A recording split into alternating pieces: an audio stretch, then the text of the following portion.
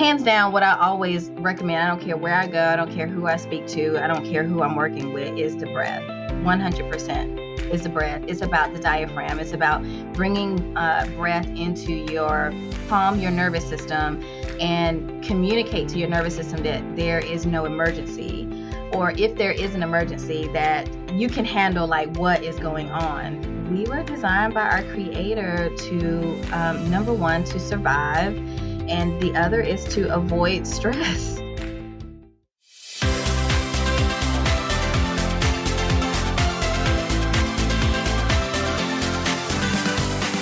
Hey there, I'm Amy Connell. Welcome to Graced Health, the podcast for women who want simple and grace-filled ways to take care of themselves and enjoy a little chocolate. I'm a certified personal trainer and nutrition coach who wants you to know your eating, movement, and body don't have to be perfect. You just need to be able to do what you're called to do.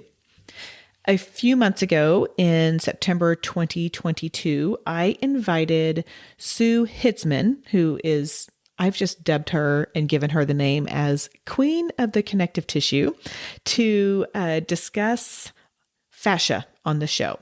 Fascia and connective tissue are kind of used interchangeably. So anyway, just so you know about that. But I tell you what, you all loved that episode. I mean, it was the second most downloaded episode in 2022. Right behind the episode with Hallie Brooke called The Underlying Reason You're Chronically Exhausted. Sue's episode was entitled The Surprising Connection Between Fascia, Chronic Pain, and Overall Well-Being. So that was season 15, episode 3. And I can look at the stats and look at the downloads, and it continues to get a steady stream of downloads. Now, through that episode, and the magic of social media, there's bonuses, pluses and minuses to it, right? I think we can all recognize that. I connected with Alexis O on Instagram. Alexis is a licensed clinical social worker, and I'll tell you a little bit more about her in just a second, but she has this amazing feed of just simple ways to create self-care. She is MELT certified, which is the program that Sue Hitzman has. So Sue founded MELT, and Alexis uses MELT in her personal and actually in her professional practice as well. So Alexis uses a variety of ways to help the viewers on Instagram implement self-care, including using the MELT soft body foam roller and mini balls, but then she really shows a wide variety of other tools. So this is not just MELT tools. I invited Alexis on to share some of those tools and to talk about the body-brain connection. If you have read books like The Body Keeps the Score by Dr. Bessel van der Kolk, I don't know why I can't say that right the first time. If you liked the episode with Elizabeth Kristoff on what your body is trying to tell you, you are going to, and I will link to that in the show notes as well, you are going to love this conversation. And of course, if you're just interested in learning more about the connection between the brain and the body, but you haven't read it, you haven't listened to those episodes, you're going to dig this. We discuss all kinds of different things, like integrating body awareness into therapy, the importance of understanding how stress, trauma, and overwhelm impact us on a body level. We talk about tremors, brain spotting, and so much more. Alexis Overstreet is the founder and president of Metaspace Counseling and Metaspace Wellness, where she offers individual therapy sessions, coaching groups, wellness retreats, corporate wellness, and more. She is a bona fide licensed clinical social worker with a passion to gift others with modern and traditional practices to heal their own bodies. It is her jam, she says, to encourage daily practices of self-maintenance and care, especially for post-pandemic wellness. Now, speaking of the body, I can't tell you how many conversations I've had with friends over the last 6 months that revolve around peeing while sneezing, coughing, or doing any high-impact movements. One friend said when she walks too much, her insides feel like they are dropping out, and another has to be close to a bathroom at all times. Every time I tell them the same thing. You've got to get the Tighten Your Tinkler program. You may remember my delightful conversation with the Tighten Your Tinkler girls, Jenn Lormond and Christina Walsh, which was full of laughter, dare I say cackling, about a heavy subject, which is pelvic floor health. I've personally gone through the program and am pleased to report I don't have to stop and cross my legs when I sneeze anymore. And even my nighttime bathroom trips have reduced. Hey, I consider that an all-nighter. My nagging lower back issue is significantly better as well, thanks to the program and tools they provided. If you deal with any of these issues or more serious ones like prolapse, discomfort during or after intimacy, or need to get everything back in place after a hysterectomy, this program is for you. We want you to take back control of your body and regain your confidence.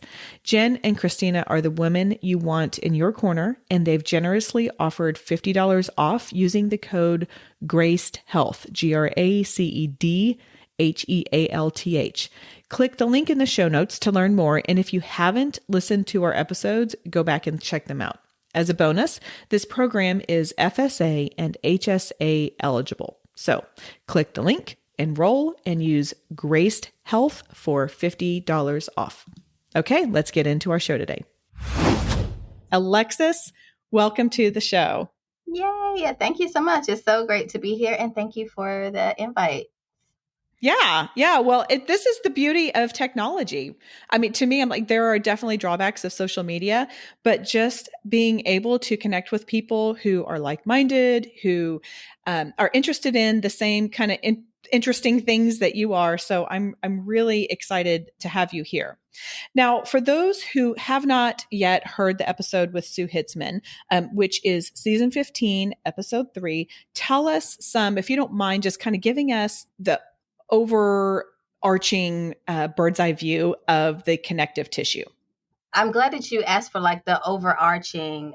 If I had to make it as simple as possible, because when we start talking about connective tissue, this is a thing that I ran up on as a therapist, because we, as a psychotherapist, because we don't learn this in our schooling, we don't learn about anatomy and physiology, and connective tissue is related to anatomy and physiology. So connective tissue, pretty much, if anyone wants to know what that is the tissue that connects and supports our tissues and organs. I don't know if I can make it more simple than that, right? So when you think about, I don't know, just kind of your arms, you want to think about, the muscles, the organs, all the things that you have that connects those parts together. That is what connective tissue is. It's what supports our entire body. Yeah. And it really is. I mean, one of the things that Sue talked about is it being fluid, right? Like it's all throughout. It's not just one little thing. It's like pouring that into your body and filling up the spaces that are not occupied by bones and muscles and Right. She is definitely the queen of talking about connective tissue. She's been doing this for like 20 years. So isn't she? Oh my gosh. Yeah. Yes. Yeah. This is what I have found in speaking with, I don't even know how many guests, but our passion comes from our stories. And I love that you have a passion for others, right? And just in doing social work, I have loved that have you passion for also for helping other mental health professionals. I'm just curious how you became passionate about this and integrating that with connective tissue and fascia and like putting all of that together. Right. That's a really good question. I would say that I've always had an interest in body anyway. I'm a group fitness instructor, retired, if you will. But I have that history, and I've always known that, when we're exerting, we are discharging some of the stress that we have.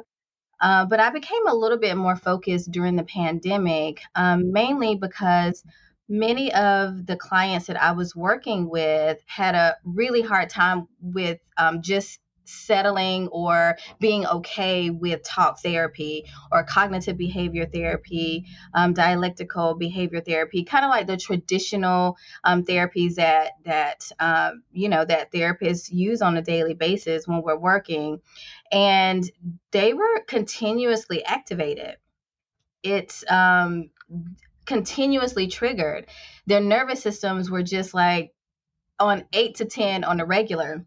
I remember asking some of my clients, like, I would just like do an assessment, like, where are you today on a scale of 0 to 10? And like so many of them would say like 12, So there was so much going on just in the world during the pandemic. At the same time that my clients were experiencing these things, I was also experiencing them as a person, because I'm not just like working as a therapist and then like I turn off and then like, I go into my life. I was also experiencing some of these things too. And so I noticed that, my body started to show up differently. I was just more activated. I had more inflammation things happening. My sciatica started to flare up, and I started to get into doing some tremoring, trauma release exercises. And that is how I found melt. But it's always been my passion to figure out how to get to the foundation of things to help people. Well, to help people, but really it always starts with myself, right? Like our mess, like is what our message ends up being. And so that's kind of how I started here. And also with the understanding in the background that everybody is learning now, is kind of like a staple, if you will, that trauma, stress, and overwhelm is held in the body. So with that, what do we do with it? Like, what do we do with that? Like, we all know that, but what do we do with that? And so just my kind of inquisitive nature, my curiosity about that started me on this journey. I'm really happy about that, because it's helped me, but it's also helped so many of my clients that I work with, and they give me feedback on a regular, which is really good to hear. Well, and it makes sense too. I mean, I wrote down, I take a lot of notes, by the way. Your clients were continuously activated. Mm-hmm. And then I'm sitting here thinking, and on top of that, it was not conducive in many, many situations to go do something, right? Like the gyms were taken away from us. Our social settings were taken away from us. Depending on where you live, you may not be able to get outside and take a walk. I mean, it's, it depends on the environment. And I love what you're talking about. Exercising is that discharging of the stress, because I think anyone who exercises regularly can relate to that. And it doesn't even need to be like a formal exercise. It just needs to be movement and intentional. I do have to take a quick pause just because I like to learn about this kind of stuff. What kind of group fitness did you teach? Oh my goodness, I did Zumba. So that's what brought me into this. I'm a dancer by nature. And so like just, growing up as a kid, teenager, young adult. And then as a result, I created a boot camp and also belly hop, which is a combination of belly dance and hip hop. And so a lot of it was infused in dancing, because that's just what I did to have fun and to be in movements. Oh, I love it. I love it. We had an entire season of fitness professionals who focus on different aspects. So we had one who does Bollywood dancing. We had another girl come on who did U-Jam. We had another girl come on and do Zumba. And had I known you, I would have said, come on and talk about all of them. Oh, I love Zumba. And actually, I transitioned to Strong by Zumba. Have you ever heard of that, which is a hit program by Zumba? No, I haven't. But I've been out of Group X for probably about 3 years. Well, it's fuzzy, but no, I'm not familiar with it. Okay. Well, I transitioned to that. It's really just kind of like the arm of Zumba that is a hit workout, which is amazing. If you want to get something out, like look up Strong Nation. It's pretty awesome. Okay. All right. The discharging of the stress. All right. So sorry for that little term, but I always love hearing about what people teach and what they love to do and all of that kind of stuff. Okay. So I want to back up a little bit to what we're here to talk about.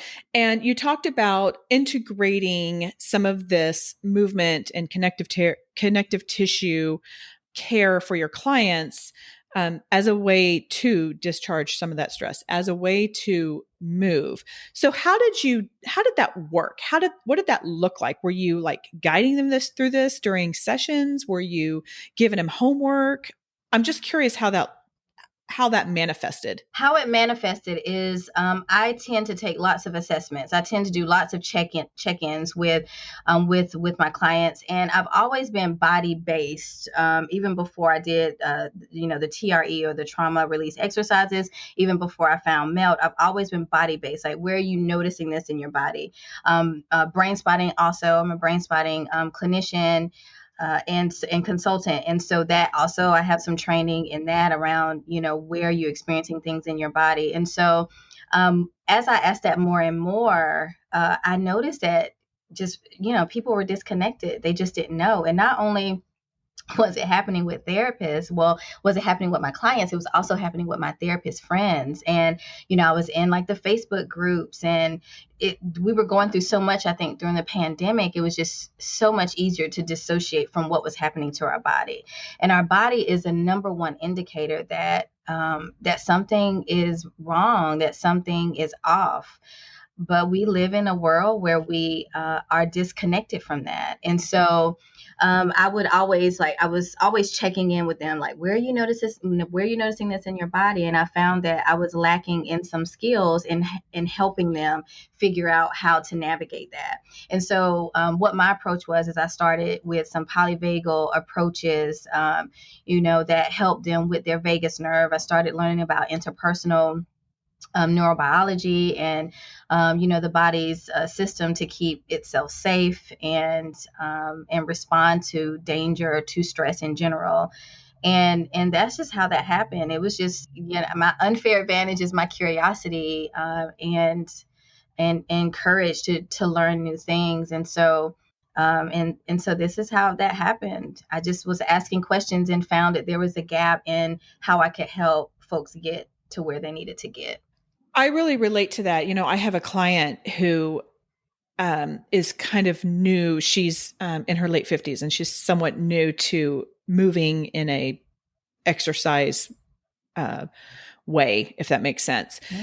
And she's learning how to move the muscles that I'm asking her to move. Uh-huh. And it's been very interesting. I've never seen this, but all I have to do is just gently touch the areas I want her to work. And then all of a sudden those muscles turn on. I mean, sometimes we just have to have that guidance, that awareness, right? Of just like, okay, this is what we're going to do.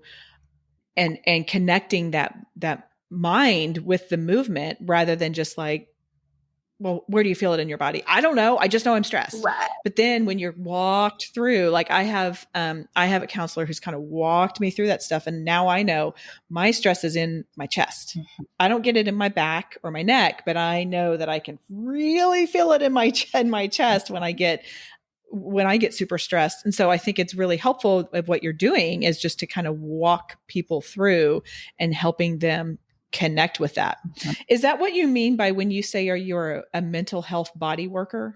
It's part of what I mean. Yeah. And I guess I would say a big portion of that. I'm still finding my way through that. I had to come up with a name because I'm not just a therapist and or a psychotherapist. There are many types of therapists. And I think also the term body worker can be confusing, right? Because I'm not a massage therapist. I'm not other types of body worker, professions that they have out there. And so being a mental health body worker is very much connected to the stress that we have, the overwhelm that we have, the trauma that we have in our life, and how that impacts us on a bodily level. And so a lot of it is just really connected to the awareness and bringing someone up to an awareness. Because I'm not really necessarily, my license is not for hands-on, right? And so, sure. And so my license is for, therapeutic, like interventions and helping people move through, emotional and mental spaces. And so, yes, I would say that is part of it. And the other piece is introducing and also helping, right? Because folks, I'm very different, a very different MELT instructor, if you will, because people are not coming to me for MELT from a body or exercise fitness perspective. They're not coming into my office saying, hey, I want to do MELT. I think I may have had one person to call me that was actually looking for it. They're coming because something in their life is not working well, and they they think it's one thing, and oftentimes it's something else. And that's on an emotional level, and also a mental level. And at the same time, those things are happening in their body, but they're not connecting them. And so the mental health body worker is bringing both of those together. And so, informing folks and also helping them understand like what's showing up in your body when, I don't know, when you go home with your partner and they're not, you don't have good communication, or when your child is having a really hard time in school and you don't like the teacher, or you don't think that teacher's giving your baby, a fair shake, or your child is just a hard baby. They're just challenging and they're hard and you love them to life, or you're having friendship issues, or you're having to take care of your parents. Like, they just know that those issues are happening, but they're not really connecting to how they're showing up in their body. And so a mental health body worker, I bridged all of that together, and people are not necessarily coming with insight about their body. And oftentimes they're not in shape, to be honest. I can tell you that in the 3 years I've been doing this, 3+ years, one thing, probably the biggest thing that I have learned is we have such a strong connection from our mind down to our body. And it used to be that I would coach people, and with, group fitness classes, I'm like, whatever your problems are, leave them at the door. We're not going to work about them now. And now I'm like, oh, I kind of regret saying that, because we are carrying that in our body when we go in. And absolutely, you can have your running therapy, and absolutely you can sweat it out. And the importance of honoring where you are and what your body, and being attuned to that. Just as a side note, I love what you just said. I love them to life. Never heard that. That's super. Yes. What a positive way of framing that. So you have used a few words that I am unfamiliar with, and I was wondering if you could help me understand what they are. Number one is brain spotting. Yes, brain spotting is an intervention that mostly used by therapists, but also by other helping professionals, which I think is amazing. And what the basis of brain spotting is that it uses your eye position to help you process deep emotions. And this is based on parts of our brains that are basically taking pictures and putting things into memory in our brain as we are having different experiences. So in our life. So for example, someone is taking care of their parents, and they're a sandwich generation, right? They also have a life of their own, but they're taking care of their parents, and the parent may be living with them. They're coming inside, and they're I don't know, maybe the parent had a fall, or the parent is in a bad mood. At that time, this is a moment of stress for the person, right? Because the person I may have to get dinner ready. I may have to do other things, and I'm having to stop my life to take care of another person when I've been doing A, B, C, D all day. Well, at that moment, our eye position is basically taking in little pieces of memory, taking pictures. And at the time that it's taking pictures, our body is also connecting with those pictures, right? And so when we do brain spotting, what we can do is find an eye position that connects with whatever we're processing, and then we allow the body to process that until whatever specified time. So brain spotting is, it's an intervention that uses your eye position in order for us to process deep emotions, and sometimes not even deep emotions. Sometimes it could be, I'm stuck with this launch or this side business that I have, with my relationships, or I'm on the fence or ambivalent about something, and I don't know how to make a decision around it. And we can find an eye position, connect that to the body, right? That's a brain body intervention, and help someone get to a resolution. So that is in a sense what brain spotting is. And if you want to think about like the concept of this using your eye position, I want to like invite you, but also your listeners, to think about, what did you have for lunch yesterday? Yeah, exactly. That's all. I don't really Okay. I don't even care what you had for breakfast or for lunch or dinner. I want you to notice that in order to retrieve that, your eyes went to a certain place. Okay. I don't, Okay. and that is what brain spotting. Kind of the top right. Yeah, Okay. that is what brain spotting is based upon, right? That Okay. yeah. Is that in the same family as like EMDR? It's very similar to EMDR, yeah, and also very different. Yeah. So another thing that you have mentioned is trauma release exercises and Mhm. therapy. So talk to me some about that. I Oh, I love, by the way, if you're watching this on YouTube, you just saw this, but you just gave me the biggest grin. Like, I love talking about this. I love TRE, and I'm going to tell you, it's just changed my life so much, in a way that has allowed me to be more of a human and also a better therapist. It's just, and so what trauma release exercises are a series of exercises that help. It's a self-care approach, and most of the things that I do on a body wide kind of system is they're all self-care, right? Mainly because I want folks to be able to have agency over how to take care of their body, like not having to be dependent on coming to me in order to feel better, but being able to, I don't know, do just tremoring 5 minutes before you go to bed, or for therapists, that's one of my focal points, being able to tremor, in between a session if it was a really like deep session, emotional session. But TRE, it's an acronym for trauma release exercises, and it uses exercises in order to help us discharge that trauma, overwhelm, and stress from our body. The exercises are usually starting from the bottom of our body and going up through like our pelvis center. And how I like to explain this to my clients is, it's helping the exercises fatigue and also stretch our muscles so that it can have permission to do what it's naturally meant to do, right? So we talk about how we respond to stress all the time. Like, what are our stress response? What are our stress responses?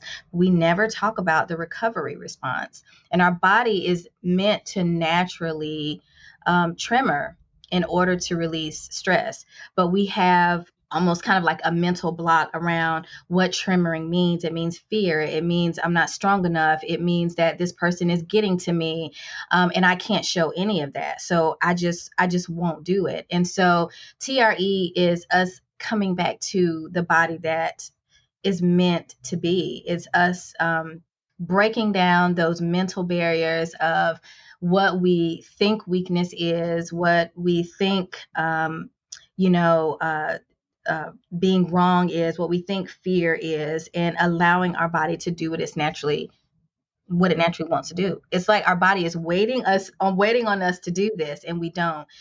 So that's what I would say TRE is. I feel like I answered that question. I could talk about TRE like a lot. Of course, I have more questions from that. You talk about tremoring. Mhm. I mean, is that just what it sounds like? It's spontaneous. Self-induced? Yes, it's spontaneous movement. Yep. and Okay. and yeah, it's kind of inducing this in your body, and your body's like ready for it. Okay, the body's like, okay, like I'm holding all this stuff for you, and I'm managing all of these stressors like throughout the day. How are we going to manage it? And some people may have experienced tremors before. A lot of people experience them after having anesthesia. They think it's a bad thing. Oftentimes it's not.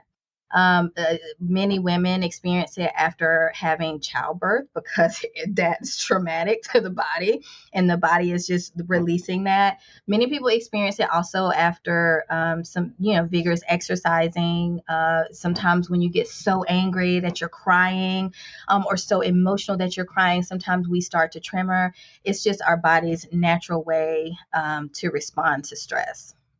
Okay. So this is more of a reflexive thing. It's not an intentional, like I'm gonna shake everything out kind of thing. Or is it both? Yes and no. It's a little bit of both. Yeah. So you can Okay. do Okay. both of that. But it is reflexive if we allow our body to be in that space and give our body permission. So a really quick example is that I tremor quite often, and my body's been telling me all week, like it'll do like this little shoulder thing, or I'll get like this little like movement in my hands, and I'm like, oh, okay, like you want to do this. I've been really busy this weekend, not paying attention. I've had this tunnel vision because I'm a business owner. I'm an entrepreneur, feet are always hitting the ground. And so it'll let me know, but it's out of practice and permission that I'm giving, to my body to be able to do this. So it is reflexive, and it also is connected to giving our body permission. Now, as you're talking, one about the TRE, where my mind was going is with regard to like melting the foot mini treatment that they that is out there that Sue talked about, with getting these little bitty balls that are about the size of golf balls but not the density of it, and working through that. Is that something that would be helpful in that situation with that intention? Yes, it's very much so, and that's how I incorporate the two, because just because we do the exercises for tremoring, we don't always get to a place where our body is doing what it would like to do.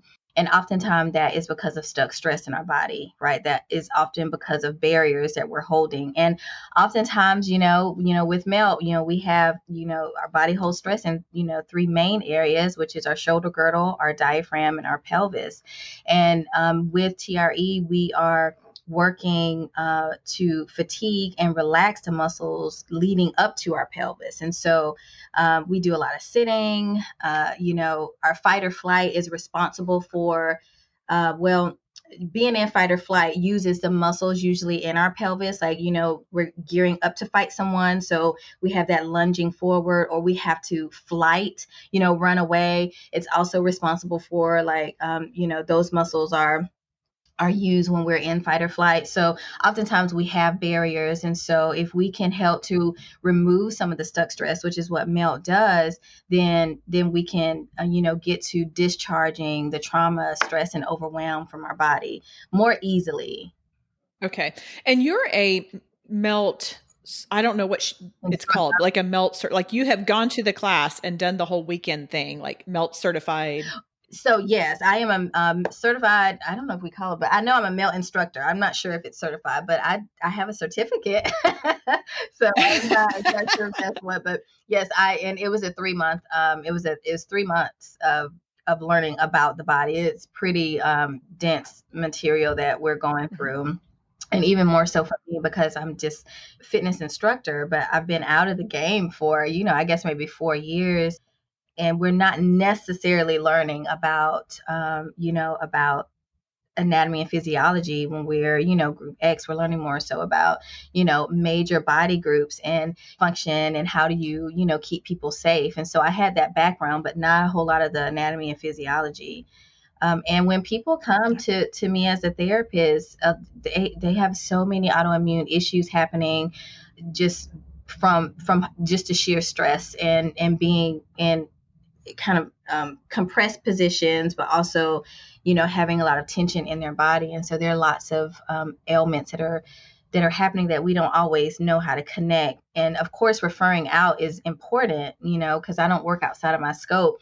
And it is also, I cannot tell you how helpful it is in learning about, anatomy and physiology, that I've been able to help my clients advocate, even when I am referring out to specialists or even just a general practitioner. So one of the things that I want to make sure that we talk some about is, you're a mental health practitioner, but you also have developed this entire business around supporting other mental health practitioners, and specifically with helping them with self-care and taking care of themselves, which I have to imagine is a really hard ask sometimes, right? Because we get so into, so concerned about other people, and especially when your job is to care for others, it's probably difficult to care for ourselves or to take the time to do that. So let's talk a little bit about what are some of the mental health and self-care tips that you just kind of keep in your back pocket, that you like to offer others who are taking care. Because my community, I don't know that we have a ton of mental health professionals. However, I do have a lot of people who are taking care of a lot of other people. And, maybe some little self-care tips that go beyond, taking a bath or getting a pedicure. Yeah. Hands down, what I always recommend, I don't care where I go, I don't care who I speak to, I don't care who I'm working with, is the breath. 100% is the breath. It's about the diaphragm. It's about bringing breath into your diaphragm in order to calm your nervous system and communicate to your nervous system that there is no emergency, or if there is an emergency, that you can handle like what is going on, because the body is just like, we were designed by our creator to, number one, to survive, and the other is to avoid stress or to shy away from it, right? We don't run into the dangerous positions. We just have to do them because that's life be life, and that's why we have to run into these things. I would say, hands down, breathing into your diaphragm. And oftentimes, folks are breathing into their chest. They have shallow breathing. When we have that, the body is pulsating at some level of like heightened awareness, right? Because when we're breathing in our chest, our body, we're telling our body like, we need to get our organs ready for some quick movement, or the fight or flight movement, in order to get away from danger. When we begin to breathe into our diaphragm, that signals to our bodies like, oh, okay, you got this under control. Okay, well, that's good, and begins to bring us down. So number one thing I always go to, even if my clients get a hold to this, which they probably will, because they let me know, they're out there researching me. They're like, I'm looking for this, and I saw you on this. They, if they're listening to this, they're gonna do an eye roll. They're gonna be like, oh, here we go. We're talking about breathing again. It's so true that it's so basic. That's the thing though, because I think a lot of times, like, we all want the magic pill. We all want like, just do this and everything's going to think, but it goes down to the basics. And especially when you're talking about connecting that mind and the body, the breath. Yeah. And I have been working on that diaphragmic breathing. Mm-hmm. And I really, really, really like how you said that it's communicating that there is no emergency, right? Because we are all in a heightened state of stress often mm-hmm. throughout the day. And so shifting that breathing and really just making sure that we are kind of in and out, mm-hmm. communicating that there's no emergency. I mean, that just shuts down all kinds of bad systems in our body. Yeah. I shouldn't say bad, but systems that we don't want to have activated. Alerted systems. Yeah. And we don't always want to be alert, and our body is really smart. So, heightened state of aware is going to be like, okay, I'm walking into, like, I'm about to do an interview, or, is that state of awareness and heightened awareness is very different from someone driving in the rain with very slippery roads. Like, our body needs to know how to like modulate that level of stress. And at the same time, it's can be cumulative if we're not doing things to discharge that. So I would say that, and you can always do a quick YouTube search on diaphragmatic breathing. More than anything, I like to just tell people, you want to visualize there's a balloon in your belly, and the invitation is always to put your hand over your belly. And as you breathe in, you want to try to fill up that balloon in your belly. And the breathing is not necessarily intuitive. Like, you really have to work at it. So if you don't get it the first couple times, it's okay. You want to just continue to practice that. I joke with some of my, some of my clients. I say, if you can't do like a prolonged sit of breathing, just give me 3, one for the Father, one for the Son, and one for the Holy Ghost. We laugh about that. And that's just what it is. If you can do 3 deep breaths, and that can help you. The other thing that they're probably going to roll their eyes at is just, if you can drink water, enough of it to where you're not operating at a low grade level of dehydration, it's a lifesaver.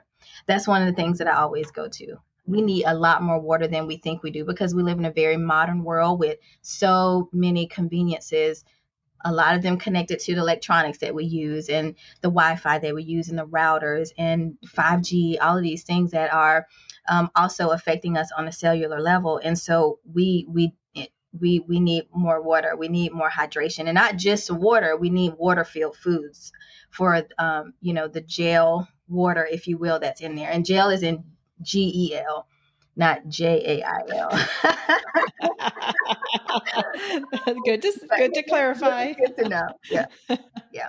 So I would probably just go with those two, just because I don't like to overwhelm folks, and I like for people to have solid expectations and goals for themselves. But if you can start with diaphragmatic breathing and increasing your water intake, knowing also when you need more water, then I think that can be very helpful. For people who are listening to this, and like I said at the beginning, I just love the connection that you have between the connective tissue, the mental health, that really tapping into our body, being aware of what our body is. And people are like, all right, I'm sold. What's next? What do I do next to care for my connective tissue to help me be attuned to my body, which will also help me navigate stressful situations that will help, like, as we know, when we're good in our body, it can be helpful to be good in our head as well. I don't know if I said that right. Yeah. I think you know what I'm talking about. But do you have any suggestions on next steps for people to take they're like, all right, I've already gotten the soft body foam roller. I've already gotten the, by the way, this is not sponsored by Melt. This is because you guys listening loved that episode so much. So I feel like I'm pushing it, but I think it's been such an interesting, it's just been an interesting thing for all of us to learn. Mm-hmm. So just as a side note, this is not sponsored by Melt. This is just me wanting to pull from you because I love the connection that you make, not only for you and your clients, but also for other mental health practitioners. Yeah. So where do we start? What do we do? What's first? Yeah. And you know what? Kudos to you for saying that about sponsorships and everything. If we have something, David Grand, who is the developer of Brain Spotting, what he often tells us therapists, if you have something that you know is going to improve the life of your clients, why in the world wouldn't you use it? Why would you wait to pull something out of your pocket for 3 or 4 sessions? It makes no sense. And as wellness practitioners, why wouldn't you tell folks how to do something that's going to help them feel better? Now, how you apply that and use that is going to be different for you, right? Why they would purchase your services and all of that. But kudos to you. I just wanted to say that we don't always have to get paid for sharing really great information. We live in that world today. We don't always have to subscribe to it. What I would say, if you have the roller, if you have all of that, just go to the Melt channel on YouTube. That's what you do. Mm-hmm. I can tell you how to do probably a hand treatment, a mini hand treatment, or a mini foot treatment, or rebalance sequence. I could walk you through that, and you can easily find it. Also, from looking at some of the videos, I will also say just begin to increase your water intake, so that as you're working with your fascia, that it's well hydrated. It's you're giving your body the fluid in order for it to do what it needs to do, and also for your lymphatic system. I have a loved one who I was like, please buy this roller because just with what they're dealing with. And I actually sent them the mini hand treatment, the mini foot treatment. All of these are on YouTube. Mm-hmm. And then also there's one for the vagus. I don't remember what it's called. It's like 5 minutes long, mm-hmm. but it's where you are lying lengthwise on it. So it's kind of wrapping around that erector spinae, which is the muscles around your spine, and guiding you through just what you talked about with breathing and kind of doing the various different, like through your chest, up like through a cylinder, and then ending with the diaphragm. So that is, those are super helpful. Let me ask you this. Yeah. If we have these tools, but we don't necessarily do them step by step as we might see in a video. So maybe we have the mini ball and we just throw it under our foot and kind of shimmy it around, kind of work it around a little bit. Do you feel like that offers any kind of effectiveness? I do. So yes and no is a question based on my training. If you do, one of the techniques is called friction, and so if you're doing, the technique called friction, you're helping your lymphatic system. You're just getting in there. You're speaking to your fascia, your lymph system, and you're saying, "I need you to move. I need you not to be stagnant." That is going to be helpful. I would probably go out on a limb to say you could isolate some of the other skills, and at the same time they're meant to the patterns and sequences of them are meant to do something specific. And if we're talking about the hand and foot treatment, I mean, you could get through a mini hand and foot treatment in 3 to 4 minutes. And so that's not taking a ton of time. But if you have no other time to do something else, you can always do friction. Sue always talks about that. Okay. All right. That's good to know. Does that answer your question a little bit? Yes, it does. I've just often wondered because she's really good about, they leading us in like the rest assess and really getting in tune with your body, which I'm sure is, you probably highly advocate. I love it. And I agree with that. And sometimes I just don't take the time to do it. So I'm just wondering, I'm like, is it even worth the time to create that friction, to do a little bit of compression and all of that kind of stuff? I mean, obviously, ideally we do it all. Just doesn't always happen. I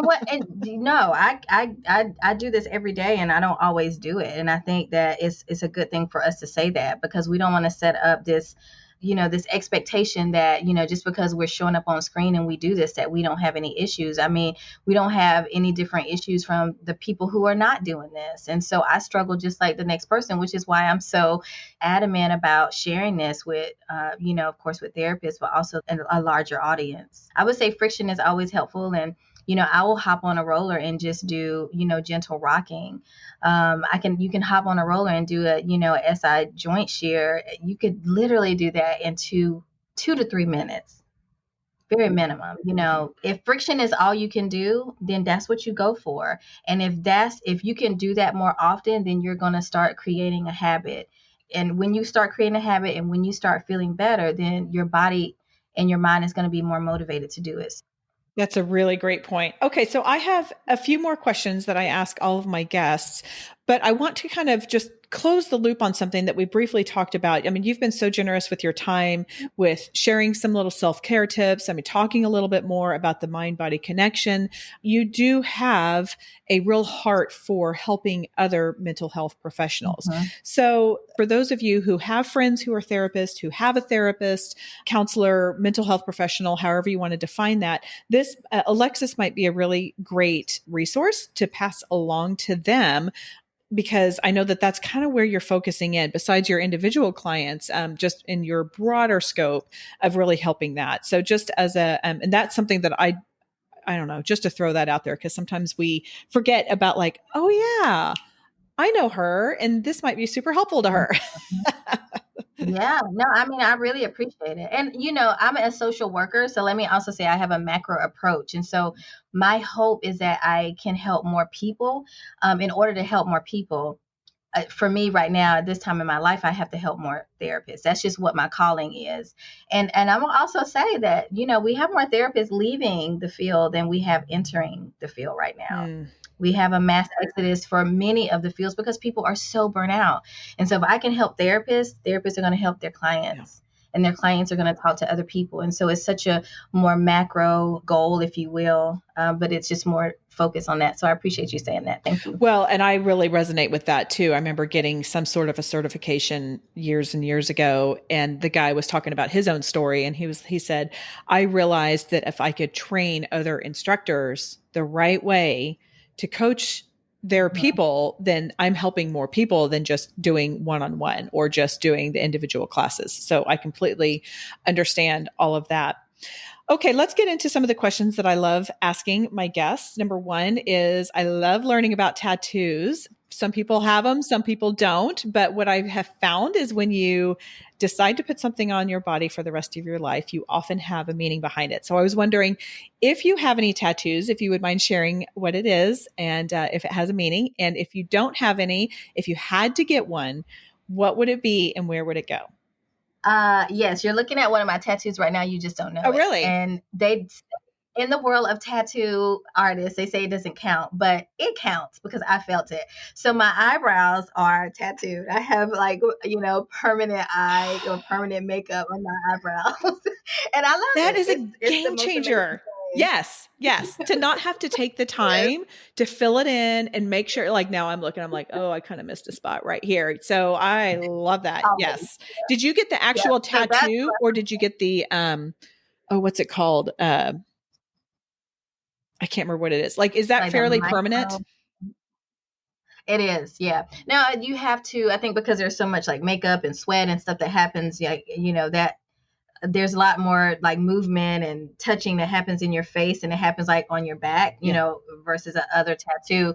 So you have to get it touched up, but not many people have to do that, but they say that it may happen. So, but it is permanent. Okay. The Yes, they use microblading. That's what I was thinking of. Is that what it's called? microblading. Got it. Okay. It's called microblading, but it is just It's a tattoo. like tiny tattoo. Yeah. Yeah. And my other tattoo is on my forearm. And I actually had the idea to get this from a melt retreat. One of the things that we did was, we had a day where it's so intense. It's amazing and just amazing. So if you can ever go to a retreat, Sue has them for instructors, but also for non-instructors. And one of the things that we did was we played with temporary tattoos, just like, oh, what we're going to do.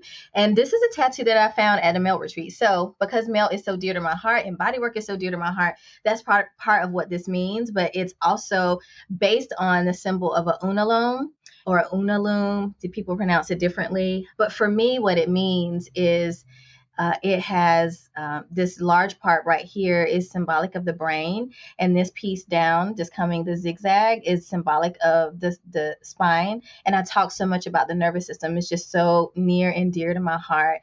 And down here is represents, I think, the energy. I feel like when we start talking about our fascia and start talking about how our body communicates, it for me it means so much more. It's so spiritual. It's so connected to how God created us and how we were created with breath, right? And then we think about, oh, well, when we breathe, it makes me feel so like I feel great. Well, of course, that's how we got here.